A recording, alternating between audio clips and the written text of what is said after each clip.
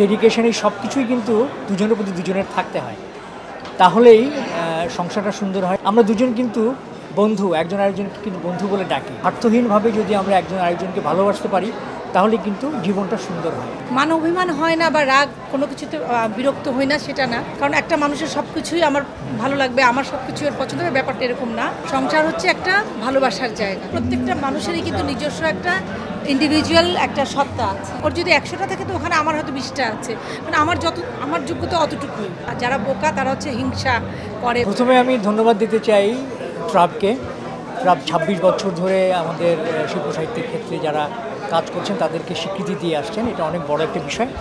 তো আজকে আমি এবং জিনাত দুজন মিলে আমরা যে স্বীকৃতিটি পেলাম সেটা হচ্ছে বেস্ট সেলিব্রিটি কাপল। এটা আমার কাছে খুব ভালো লাগছে। এর আগেও ট্রাবের আমি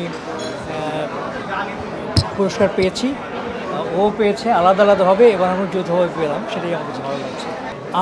আমরা দুজনেই যে জিনিসটাকে বিশ্বাস করি সেটা হলো যে পারস্পরিক সম্পর্কটা সুন্দর রাখার জন্য যে বিষয়টি দরকার সেটি হলো যে পরস্পরের প্রতি পরস্পরের বিশ্বাস, ভালোবাসা, একনিষ্ঠতা, ডেডিকেশন এই সব কিছুই কিন্তু দুজনের প্রতি দুজনের থাকতে হয়, তাহলেই সংসারটা সুন্দর হয় এবং দুজনের পথ চলাটা মসৃণ হয়। আমরা দুজন কিন্তু বন্ধু, একজন আরেকজনকে কিন্তু বন্ধু বলে ডাকি। তো সুতরাং এই বন্ধুর মধ্যে কিন্তু কোনোরকম কোনো স্বার্থ থাকে না। স্বার্থহীনভাবে যদি আমরা একজন আরেকজনকে ভালোবাসতে পারি তাহলে কিন্তু জীবনটা সুন্দর হয়। সেই বিশ্বাসটাই আমাদের দুজনের মধ্যে আছে। না, যেটা হচ্ছে যে আজিজুল হাকিম এত শান্ত প্রকৃতির একজন মানুষ, এটাই ফ্যাক্ট যে আসলে রাগারাগি বা ওই ঝগড়াঝাটি যেটা সাধারণত কনজুগাল লাইফে হয়, ওটা হওয়াটা খুব স্বাভাবিক। মান অভিমান হয় না বা রাগ কোনো কিছুতে বিরক্ত হই না, সেটা না। আমার অনেক কাজে ওর অনেক সময় বিরক্তি তৈরি হয় বা আমরা আসলে এটাকে ইগনোর করি। কারণ একটা মানুষের সব কিছুই আমার ভালো লাগবে, আমার সব কিছু এর পছন্দ হবে, ব্যাপারটা এরকম না। আমরা নিজেরা একটু আলোচনা করে কথা বলে, মানে কোনো উচ্চকিত হওয়া বা সেটাকে ইস্যু করে ফেলা, এরকম ব্যাপারগুলো আসলে আমাদের মধ্যে নেই। আর আমি সবসময় আমার নাটকের সংলাপেও বলে থাকি যে সংসার তো সমরাঙ্গন নয়, সংসার হচ্ছে একটা ভালোবাসার জায়গা। আমরা যখন একসাথে থাকছি আমাদের দুজনকে তো মানিয়ে নিয়ে, কখনো মেনে নিয়েই চলতে হবে। এবং আলহামদুলিল্লাহ এই একটা ছোট্ট টিপস থাকলেই হয় যে সে তো আমার প্রতিপক্ষ নয়, তাই না? আমরা একটা ছাদের নিচে থাকছি, আমাদের দুটো বাচ্চা আছে, আমাদের একটা পরিবার আছে, আমাদের মিডিয়া আছে, সব জায়গাতেই কিন্তু আমাদের কী করতে হয়, একটু অ্যাডজাস্টমেন্ট করে চলতে হয় ভালো না লাগলে। এখন দেখা যাচ্ছে ভালো লাগার পরিমাণই বেশি, তাহলে ছোটোখাটো ঝগড়া বা ছোটোখাটো একটু খারাপ লাগা, বিরক্তি লাগা, এগুলো তো আসলে কোনো ইস্যু হতে পারে না।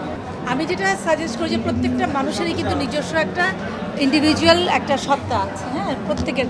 এখন একজন আজিজুল হাকিমকে আমি যদি জেলাস করি বা ইগো হয় আমার, যে ও অনেক অ্যাওয়ার্ড, আমার বাড়িতে প্রচুর সম্মাননা পদকগুলো আছে, স্বীকৃতি আছে ওর পদক, তো ওখানে খুঁজলে দেখা যাবে ওর যদি 100টা থাকে তো ওখানে আমার হয়তো 20টা আছে, মানে আমার যোগ্যতা অতটুকুই, তাই না? সুতরাং এটাকে তো আমি রেসপেক্ট করবো, এটা সে ডিজার্ভ করে, এটা সে ওন করে এবং এটা তার আর্ন, এটা তার অর্জন। সে দীর্ঘ 45 বছরে মিডিয়াতে আছে, তাই না?